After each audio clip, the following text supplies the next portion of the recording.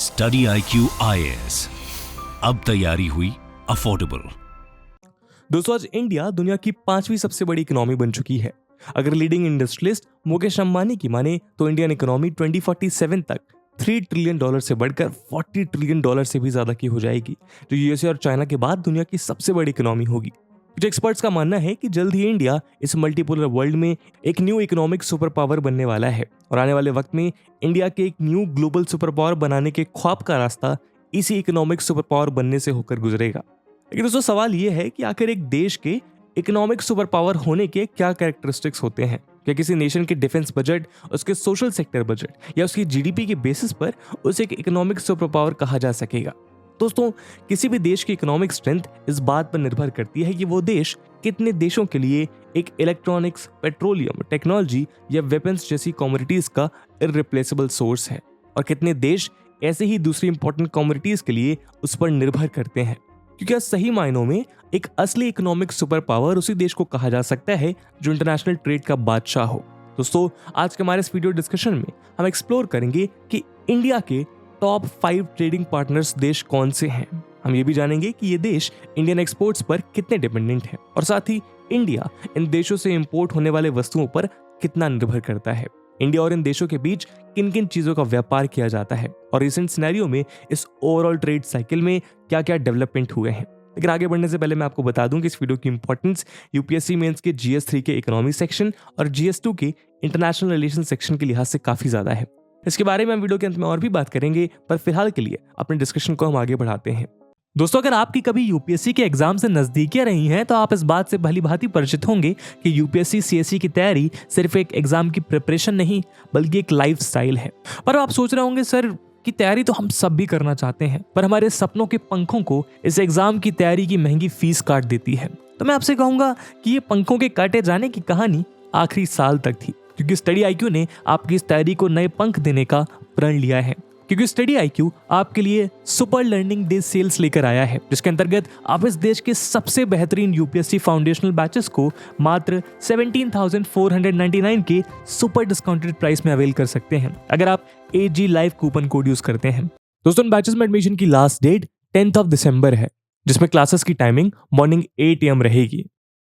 इन foundational batches में 900 घंटे से ज्यादा की लाइव क्लासेस होंगी। प्रीलिम्स में आपको परिपक्व करने के लिए प्रैक्टिस क्वेश्चंस दिए जाएंगे, मेंस की आंसर राइटिंग प्रैक्टिस होगी और आपके डाउट्स को किसी भी समय क्लियर करने के लिए मिलेगी 1-to-1 मेंटोरशिप, जिसके अंतर्गत आप अपने एकेडमिक और नॉन एकेडमिक डाउट को क्लियर कर सकते हैं। और फाउंडेशनल बैचेस के अलावा दोस्तों, ऑप्शनल सब्जेक्ट के बैचेस भी सुपर डिस्काउंटेड प्राइस में अवेलेबल है। तो दोस्तों, अगर आपने या आपके किसी भी जानने वाले दोस्त ने या फिर भाई बहन ने यूपीएससी का सपना देखा है तो सपने को पंख देने का इससे अच्छा मौका नहीं मिल सकता। बाकी सभी अपडेट्स के लिए आप मुझे मेरे सोशल मीडिया हैंडल्स पे फॉलो कर सकते हैं।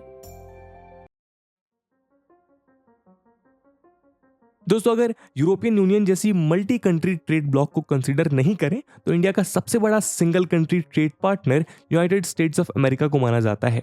फाइनेंशियल ईयर 2021 और 22 में दोनों देशों के बीच करीब $119.5 बिलियन का ट्रेड किया गया था। इसमें इंडिया से यूएसए को भेजे गए एक्सपोर्ट्स $76 बिलियन के थे, वहीं यूएसए से इंडिया की ओर आए इंपोर्ट्स $43.3 बिलियन रहे। यानी इंडिया अपने लार्जेस्ट ट्रेडिंग पार्टनर के साथ ऑलमोस्ट $33 बिलियन का एक साइजेबल ट्रेड सरप्लस एंजॉय करता है। दोनों देशों के बीच पिछले 5 सालों में हुए ओवरऑल ट्रेड में भारी उछाल आया है, जहां ये टोटल ट्रेड $74.5 बिलियन से बढ़कर $119.5 बिलियन तक पहुंच गया है। यूएसए के लिए India 9th largest goods trading partner है। अगर ट्रेड एंड सर्विसेज की बात करें तो दोनों देशों के बीच 2019 में करीब $54 बिलियन की सर्विसेज ट्रेड की गई, जहां इंडिया ने यूएसए से करीब $24.3 बिलियन की सर्विसेज इंपोर्ट करी थी, जबकि इंडिया ने यूएसए को करीब $29.7 बिलियन की सर्विसेज एक्सपोर्ट करी थी। एक्सपोर्टेड सर्विसेज में telecommunication, computer and information services, research and development और ट्रैवल जैसे सेक्टर शामिल हैं। यानी यूएसए के साथ सर्विस ट्रेड में भी इंडिया करीब $5.5 बिलियन का सरप्लस एंजॉय करता है। अगर ट्रेड की जाने वाली मेजर कमोडिटीज की बात करें तो इंडिया के टॉप एक्सपोर्ट्स हैं पैकेज मेडिकेटमेंट्स यानी दवाइयाँ, जिसका हिस्सा 14.6% है, डायमंड्स 12% और टेक्सटाइल्स। यूएसए इंडिया से साइजेबल अमाउंट में एग्रीकल्चरल प्रोडक्ट्स भी इंपोर्ट करता है, जिनकी वैल्यू 2019 में $2.6 बिलियन थी। इसमें spices, rice, essential oils, processed foods and vegetable oil शामिल हैं। एग्रीकल्चरल एक्सपोर्ट्स इंडिया की रूरल इकोनॉमी की ग्रोथ मेंटेन करने में बहुत मददगार होते हैं। यूएसए के पार्ट पर इंडिया के साथ ट्रेड डेफिसिट दोनों देशों की ट्रेड नेगोशिएशंस में एक अहम मुद्दा बना रहा है। एक्स प्रेसिडेंट ट्रंप ने तो अपने कार्यकाल के दौरान इंडियन मार्केट को मोटरसाइकिल्स, एग्रीकल्चरल कमोडिटीज और अल्कोहलिक बेवरेज जैसे यूएस गुड्स के लिए ओपन अप करने के लिए काफी हीटेड डिस्कशंस भी किए थे। यहाँ तक कि यूएसए में इंडिया को टैरिफ किंग का खिताब भी दिया गया था, जो सपोजिटली इंडिया की हाई इंपोर्ट ड्यूटीज को लेकर एक कमेंट है। रिसेंटली जो बाइडेन एडमिनिस्ट्रेशन ने इंडिया के डेटा लोकलाइजेशन नॉर्म्स को लेकर चिंता जताई और इंटेलेक्चुअल प्रॉपर्टी को लेकर इंडिया के टैक्स रूल्स को भी कॉल आउट किया। इसी के साथ अनफॉर्चुनेटली जो बाइडेन की सरकार ने यह अनाउंस भी कर दिया कि वो अब India USA free trade agreement के नेगोशिएशन में इंटरेस्टेड नहीं है। यहाँ एक इंटरेस्टिंग बात यह है कि यूएसए में अक्सर ये मिसकॉन्सेप्शन पॉपुलर किया जाता है कि इंडियंस हार्ड वर्किंग अमेरिकन की जॉब्स चुरा रहे हैं, लेकिन डेटा के अनुसार इंडिया को दिए जाने वाले यूएस एक्सपोर्ट्स ने सिर्फ 2015 में ही 2 लाख जॉब्स क्रिएट करी हैं। यूएसए इंडिया के लिए एक इंपॉर्टेंट ट्रेड पार्टनर है और काफी हद तक यूएसए ने इंडिया को चाइना के एक ऑल्टरनेटिव ऑफर किया है। इंडिया ने भी यूएसए को चाइना पर अपनी डिपेंडेंस कम करने की अपॉर्चुनिटी की तरह लिया है और रिसेंटली आईफोन और बीट्स हेडफोन जैसे इलेक्ट्रॉनिक कंपोनेंट से लेकर लॉकहीड मार्टिन जैसे अमेरिकन एविएशन जायंट्स ने चाइना की जगह इंडिया को प्रेफर करना शुरू किया है। उम्मीद है कि आने वाले फ्यूचर में इंडिया और यूएसए कॉमन ग्राउंड एक्सप्लोर करके एक mutually beneficial free trade agreement negotiate कर पाएं, जिससे ये ट्रेड पार्टनरशिप अपने एक्चुअल पोटेंशियल को छू सके। दोस्तों, हमारे वेस्टर्न जियोपॉलिटिकल अलाई के बाद ट्रेड में अगला नंबर आता है हमारे सबसे बड़ी जियोपॉलिटिकल राइवल का, जो चाइना के नाम से जाना जाता है। हम ये मानते हैं कि ये बात इमेजिन करना बहुत मुश्किल है कि बॉर्डर स्टैंड ऑफ्स और डिप्लोमेटिक स्टैग्नेशन के बावजूद चाइना अभी भी इंडिया का सेकंड लार्जेस्ट ट्रेड पार्टनर बना हुआ है। लेकिन इंटरनेशनल रिलेशंस की यही खास बात होती है, क्योंकि इंटरनेशनल रिलेशंस नेसेसिटी पर बेस होते हैं, ना कि चॉइस पर। ट्रेड ग्रोथ इकोनॉमिक ग्रोथ का एक बड़ा हिस्सा फॉर्म करता है, जो किसी भी नेशन की स्ट्रेंथ बढ़ाने के लिए सबसे बड़ी नेसेसिटी है। बिसाइड्स, चाइना के पास कुछ नेचुरल एडवांटेजेस हैं जो इसे इंडिया का इंपॉर्टेंट ट्रेड पार्टनर बनाते हैं। चाइना इंडिया की नेबरिंग कंट्री है और दोनों देशों के बीच करीब 3500 किलोमीटर की लैंड बाउंड्री है। इंडिया और चाइना के बीच एंशिएंट टाइम से सिल्क रूट के अलोंग ट्रेड एग्जिस्ट करता रहा है। लैंड बॉर्डर होने की वजह से ट्रेड के लिए शॉर्ट रूट अवेलेबल है। साथ ही चाइनीज गुड्स लो कॉस्ट और लो क्वालिटी के लिए मशहूर हैं, जो इंडिया जैसी लो मिडिल इनकम कंट्री में अफोर्डेबिलिटी के कारण पॉपुलर हो जाते हैं। साथ ही चाइना दुनिया की दूसरी सबसे बड़ी इकोनॉमी है और बहुत से की मिनरल की लार्जेस्ट प्रोड्यूसर भी। 2021-22 में दोनों देशों के बीच करीब $116 बिलियन का ट्रेड हुआ था। इसमें से इंडिया के एक्सपोर्ट्स महज $21.25 बिलियन रहे, जबकि इंपोर्ट्स $94.57 बिलियन के आसपास। इंपोर्ट्स के मामले में चाइना इंडिया का सबसे बड़ा सोर्स है। इस ट्रेड में $73.3 बिलियन का डेफिसिट देखने को मिला, जो इंडिया के लिए किसी भी देश के मुकाबले सबसे ज्यादा है। पिछले 5 सालों में ट्रेड डेफिसिट बढ़ता ही गया है और इंडिया के लिए balance of payment, economic security और सप्लाई चेन रेजिलियंस के नजरिए से बहुत चिंताजनक बात है। इंडिया के एक्सपोर्ट्स की बात करें तो आयरन ओर 18.5%, रिफाइंड पेट्रोलियम 6% और cyclic hydrocarbons 5.6% major exported goods रहे हैं। अगर इंडिया के इंपोर्ट्स की बात करें तो computers, telephones, broadcasting equipment major imported goods रहे हैं। साथ ही इंडिया ने मशीनरी, फार्मास्यूटिकल इंडस्ट्री में एक्टिवली इस्तेमाल होने वाले रॉ मटेरियल्स जैसे एक्टिव फार्मास्यूटिकल इंग्रेडिएंट्स, जिनको हम API भी कहते हैं, ऑटोमोबाइल कंपोनेंट्स, ऑक्सीजन कंसंट्रेटर्स और पर्सनल प्रोटेक्टिव इक्विपमेंट्स यानी PPEs जैसे आइटम्स भी रिसेंटली चाइना से इंपोर्ट करे हैं। इंटरेस्टिंग बात यह है कि दोनों ही कंट्रीज के लिए टॉप एक्सपोर्ट डेस्टिनेशन USA है। चाइना USA को $400 बिलियन से ज्यादा के गुड्स सालाना एक्सपोर्ट करता है। चाइना के साथ अपने ह्यूज ट्रेड डेफिसिट को लेकर इंडिया लंबे समय से कॉन्शियस रहा है और इंडिया ने अपने कंसर्न्स चाइना के सामने हाईलाइट भी किए हैं। इंडिया ने चाइना से डिमांड की है कि वो अपने मार्केट्स इंडियन IT और फार्मास्यूटिकल प्रोडक्ट्स के लिए खोले, ताकि दोनों देशों के बीच ट्रेड डेफिसिट को कम किया जा सके। लेकिन चाइना ने इस फ्रंट पर कुछ खास एक्शन नहीं लिया है। इस कारण पिछले 5 सालों में इंडिया और चाइना के बीच ट्रेड डेफिसिट $63 बिलियन से बढ़कर $73 बिलियन तक पहुंच चुका है। हालांकि इस पीरियड में ट्रेड डेफिसिट में कुछ गिरावट देखने को मिली। मिसाल के तौर पर 2019-20 में डेफिसिट $48.6 बिलियन तक पहुंच गया था, लेकिन कोविड पैंडेमिक के दौरान बहुत से एसेंशियल मेडिकल कंपोनेंट्स की जरूरत ने इंडिया की चाइना पर डिपेंडेंस और ज्यादा बढ़ा दी है।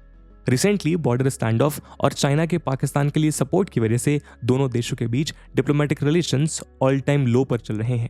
चाइनीज एग्रेशन का जवाब ट्रेड फ्रंट पर देने के लिए इंडियन गवर्नमेंट ने बहुत से कदम भी उठाए हैं। बहुत सी चाइनीज मोबाइल ऐप्स पर बैन लगा दिया गया, जो ह्यूज इंडियन डिजिटल मार्केट के डेटा को मोनेटाइज करके चाइनीज इकोनॉमी को फायदा पहुंचा रही थी। बहुत से सेक्टर्स में चाइनीज इन्वेस्टमेंट्स पर स्क्रूटनी बढ़ा दी गई है और चाइनीज इन्वेस्टमेंट्स को इंडिया में इन जनरल शक की निगाह से देखा जाने लगा है। मिनिस्ट्री ऑफ रेलवे सहित बहुत सी गवर्नमेंट बॉडीज ने चाइनीज टेंडर्स को कैंसिल कर दिया। साथ ही इंडिया में 5G ट्रायल से चाइनीज कंपनीज को बाहर रखने का फैसला भी लिया गया है। ऑथोरिटेरियन चाइनीज गवर्नमेंट अभी तक स्ट्रिक्ट कोविड लॉकडाउन्स लगाकर अपने सिटीजन्स पर तो अत्याचार कर ही रही है, लेकिन साथ ही बहुत सी ग्लोबल MNCs भी इन पॉलिसी से तंग आ चुकी हैं। इंडिया इस सिचुएशन का भरपूर फायदा उठा रहा है और एप्पल, फॉक्सकॉन समेत बहुत सी कंपनीज चाइना से निकलकर इंडिया को अपना रही हैं। इसमें कोविड पैंडेमिक और इकोनॉमिक क्राइसिस का फायदा चाइनीज इन्वेस्टर्स ना उठा पाएं, इसलिए भारत सरकार ने इंडिया के सभी बॉर्डरिंग नेशन से आने वाले फॉरेन इन्वेस्टमेंट्स के लिए प्रायर अप्रूवल मैंडेटरी कर दिया है। इस मूव से चाइनीज फर्म्स द्वारा इंडियन फर्म्स के अपॉर्चुनिस्टिक टेकओवर्स पर रोक लगाई जा सकेगी। फार्मास्यूटिकल सेक्टर में APIs को लेकर इंडिया की चाइना पर इंपोर्ट डिपेंडेंसी कम करने के लिए गवर्नमेंट ने मार्च 2020 में domestic bulk drug park establish करने का फैसला लिया है। इसके लिए 4 स्कीम्स भी लॉन्च करी गई हैं। इनका टोटल आउटले करीब ₹13,760 करोड़ डिसाइड किया गया है।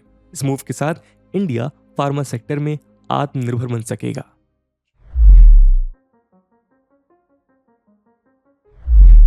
दोस्तों, तीसरे, चौथे और 5वें स्थान पर आने वाली तीनों कंट्रीज वेस्ट एशिया से हैं।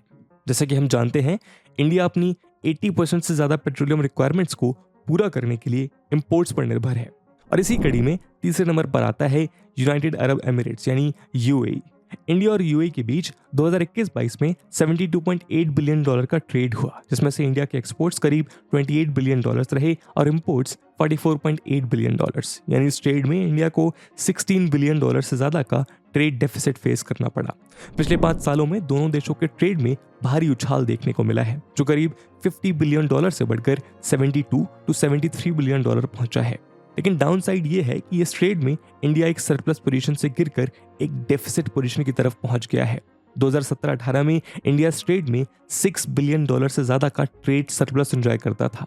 अगर इंडियन एक्सपोर्ट्स की बात करें तो ज्वेलरी और डायमंड्स, जो कि ऑलमोस्ट 20% हैं, रिफाइंड पेट्रोलियम 16%, ब्रॉडकास्टिंग इक्विपमेंट 7% और टेक्सटाइल्स इंडिया के टॉप एक्सपोर्ट आइटम्स हैं। अगर इंपोर्ट्स की बात करें तो crude petroleum 28%, diamonds 19%, petroleum products 18 to 19%, gold 11.6% India के टॉप इंपोर्टेड आइटम्स हैं। UAE के लिए इंडिया सबसे बड़ा एक्सपोर्ट मार्केट है। अगर करंट अफेयर्स की बात करें तो मई 2022 में इंडिया और UAE ने बायलैटरल ट्रेड एग्रीमेंट साइन किया, जिसका नाम है कॉम्प्रिहेंसिव इकोनॉमिक पार्टनरशिप एग्रीमेंट यानी सेपा। सेपा का एम है India UAE bilateral non oil trade को $100 बिलियन मार्क तक पहुंचाना और सर्विसेज ट्रेड को $15 बिलियन के मार्क तक अगले 5 सालों में पहुंचाना। और लेटेस्ट रिपोर्ट्स के अनुसार जुलाई-अगस्त 2022 के बीच इंडिया से UAE में होने वाले नॉन ऑयल एक्सपोर्ट्स में 14% का इंक्रीज देखा गया। यानी CEPA के साइन होने के कुछ ही महीनों के अंदर इसका असर भी दिखने लगा। CEPA में एल्यूमिनियम, कॉपर, पेट्रोकेमिकल्स, फार्मास्यूटिकल्स और एग्रीकल्चर प्रोडक्ट्स जैसी कमोडिटीज के अलावा सर्विसेज, इन्वेस्टमेंट और इंटेलेक्चुअल प्रॉपर्टीज भी कवर्ड हैं, जो इंडिया के स्ट्रॉन्ग पॉइंट्स हैं। यहाँ इंडिया अपना ट्रेड डेफिसिट कम करने की क्षमता रखता है। साथ ही UAE ने इंडिया के हाईली स्किल्ड वर्कर्स को 2030 तक 1,40,000 वीजाज देने का भी कमिटमेंट किया है, यानी increase remittances and service exports. इसके अलावा CEPA से इंडिया में करीब 10 लाख जॉब जनरेट की भी उम्मीद लगाई जा रही है, खासकर इंडिया के एक्सपोर्ट ओरिएंटेड इंडस्ट्रीज में, जैसे कि textiles, handlooms, James and jewellery और लेदर एंड फुटवियर। साथ ही इंडिया से UAE और अन्य वेस्ट एशियन एयरपोर्ट्स के बीच एविएशन सर्विसेज का मार्केट पूरी दुनिया के एविएशन मार्केट्स में one of the most lucrative market है। In fact recently Indian carrier IndiGo ने मुंबई और UAE के पास रसल खाइमा एयरपोर्ट के बीच अपनी पहली उड़ान लॉन्च की है। सिविल एविएशन मार्केट इंडिया और UAE के बीच ट्रेड को $100 बिलियन के मार्क तक ले जाने में मददगार साबित होगा। CEPA के इंप्लीमेंटेशन से इंडिया के एक्सपोर्ट्स को बड़ा फायदा पहुंचा है। डिपार्टमेंट ऑफ कॉमर्स के जुलाई-अगस्त 2022 के डेटा के अनुसार इंडिया के UAE में होने वाले इलेक्ट्रिकल मशीनरी एक्सपोर्ट्स में 67% का राइज देखा गया है, जबकि जेम्स एंड ज्वेलरी एक्सपोर्ट में 33% का। इनऑर्गेनिक केमिकल्स के एक्सपोर्ट में तो 74% का इंक्रीज देखा गया है, जो इंडिया और UAE के बीच के ट्रेड पोटेंशियल का ब्राइट फ्यूचर इंडिकेट करता है। दोस्तों ट्रेड के मामले में चौथे नंबर पर आता है सऊदी अरेबिया। 2021-22 में इंडिया और सऊदी के बीच करीब $43 बिलियन का ट्रेड हुआ था, जिसमें इंडिया ने $34 बिलियन का इंपोर्ट किया और सिर्फ $8.75 बिलियन का एक्सपोर्ट। इस ट्रेड में इंडिया को करीब $25 बिलियन के ट्रेड डेफिसिट का सामना करना पड़ा। अगर इंडिया के एक्सपोर्ट्स की बात करें तो टॉप प्रोडक्ट्स हैं राइस 17.3%, रिफाइंड पेट्रोलियम 9.4% और कार्स 8.9%। अगर इंपोर्ट्स की बात करें तो क्रूड पेट्रोलियम 66%, पेट्रोलियम गैस 9% और अमोनिया 5.6% मेन इंपोर्टेड प्रोडक्ट्स थे। इनसे दो चीजें साफ है, इंडिया और सऊदी अरेबिया का ट्रेड मोस्टली पेट्रोलियम डिपेंडेंट है और इंडिया अपनी फूड सिक्योरिटी के लिए अमोनिया फर्टिलाइजर को लेकर भी सऊदी अरेबिया पर डिपेंडेंट है। साथ ही इंडिया और सऊदी के बीच एग्रीकल्चरल कमोडिटीज एक्सपोर्ट्स का एक बड़ा हिस्सा बनाते हैं। सऊदी अरेबिया के लिए सबसे बड़ा एक्सपोर्ट मार्केट चाइना है, जहां वो $33 बिलियन से भी ज्यादा का एक्सपोर्ट करता है। पिछले 25 सालों में इंडिया के सऊदी अरेबिया में किए जाने वाले एक्सपोर्ट्स 10.3% के रेट से बढ़े हैं। लेकिन ट्रेड से भी आगे बढ़कर दोनों देशों के बीच इकोनॉमिक रिलेशंस को बढ़ावा देने के लिए सऊदी अरेबिया इंडियन गवर्नमेंट के फ्लैगशिप प्रोग्राम्स में इन्वेस्ट कर रहा है। Make in India, startup India, smart cities, Swachh Bharat और डिजिटल इंडिया जैसे नेशनल मिशंस में सऊदी अरेबिया का कंट्रीब्यूशन विजिबल है। साथ ही इकोनॉमिक, डिफेंस, सिक्योरिटी और जियोपॉलिटिकल डोमेन्स में सऊदी अरेबिया इंडिया का स्ट्रेटेजिक पार्टनर है। Gulf Cooperation Council, oil price controlling cartel OPEC और इंडिया का कश्मीर इशू पर परमानेंट क्रिटिसिज्म करने वाला ऑर्गेनाइजेशन ऑफ इस्लामिक कोऑपरेशन यानी OIC में अगर इंडिया का कोई डिपेंडेबल पार्टनर मौजूद है तो वो है सऊदी अरेबिया। तो 5th नंबर पर आता है इराक। ये भी एक मिडिल ईस्टर्न कंट्री है जिसके साथ इंडिया का ट्रेड फॉसिल फ्यूल्स पर हमारी डिपेंडेंस दर्शाता है। 2021-22 में दोनों देशों के बीच करीब $34.3 बिलियन का ट्रेड हुआ, जिसमें इंडिया के इंपोर्ट्स $32 बिलियन थे और एक्सपोर्ट सिर्फ $2.4 बिलियन। यानी इस ट्रेड पे भी इंडिया को $29.5 बिलियन के मैसिव ट्रेड डेफिसिट का सामना करना पड़ा। अगर एक्सपोर्ट्स की बात करें तो राइस 40.5%, फ्रोजन बोविन मीट यानी बीफ 9-10% और पैकेज मेडिकेटमेंट्स यानी दवाइयां 7.7% टॉप एक्सपोर्टेड प्रोडक्ट्स हैं। अगर इंपोर्ट्स की बात करें तो क्रूड पेट्रोलियम 92% और refined petroleum 6.5% main imported products हैं, जबकि डर्टी फ्यूल पेट्रोलियम कोक बाकी का इंपोर्ट कंट्रीब्यूट करता है। दोस्तों अनफॉर्चुनेटली इंडिया अपने टॉप 5 ट्रेडिंग पार्टनर्स में से 4 ट्रेडिंग पार्टनर्स के साथ एक्सपोर्ट से ज्यादा इंपोर्ट्स करता है। इनमें से 3 पार्टनर्स मोस्टली फॉसिल फ्यूल्स पर इंडिया की एक्सट्रीम डिपेंडेंस दर्शाते हैं। नियर फ्यूचर में इंडिया फॉसिल फ्यूल्स में ethanol blending, renewable energy, green hydrogen और इलेक्ट्रिकल व्हीकल्स जैसी टेक्नोलॉजीज में अपनी इन्वेस्टमेंट बढ़ाकर इस ट्रेड सिनेरियो को बदल सकता है। इंडियन इकोनॉमी की सिक्योरिटी और सप्लाई चेन रेजिलियंस के लिए जरूरी है ट्रेड बास्केट की डाइवर्सिफिकेशन, यानी हर देश के साथ ट्रेड गुड्स में एक वाइड डिस्ट्रीब्यूशन जरूरी है, जिससे इंडिया किसी भी एक देश पर किसी पर्टिकुलर कमोडिटी के लिए डिपेंडेंट ना रहे। हालांकि खुशी की बात यह है दोस्तों कि आज का भारत अपने बेस्ट नेशनल इंटरेस्ट को अपनी ट्रेड पॉलिसी में भी इनकॉर्पोरेट कर रहा है। सभी वेस्टर्न नेशंस को डिसअपॉइंट करके इंडिया का रशिया से क्रूड ऑयल खरीदना ये प्रूव करता है कि एक स्ट्रॉन्ग फॉरेन पॉलिसी एक इंडिपेंडेंट और एफिशिएंट ट्रेड पॉलिसी के लिए नेसेसरी है। इस मुद्दे पे आपका क्या ओपिनियन है दोस्तों, कमेंट सेक्शन में जरूर साझा करिएगा। और जैसा कि हमने वीडियो के पहले भाग में बताया कि इस वीडियो की इंपॉर्टेंस यूपीएससी के लिहाज से काफी ज्यादा है, तो उसकी इंपॉर्टेंस को देखते हुए एक सवाल हम आपके लिए छोड़कर जा रहे हैं, जिसको आपको कमेंट सेक्शन में आंसर करना है। And the question is, describe the top 5 trading partners of India and the nature of trade between these countries and India. And with this question my friends, that's it for the video. I hope आपको video पसंद आया होगा, और अगर पसंद आया है तो अपने दोस्तों के साथ साझा करना मत भूलिएगा। हम मिलते हैं अगली वीडियो में, तब तक के लिए जय हिंद, जय भारत। स्टडी IQ IAS, अब तैयारी हुई अफोर्डेबल।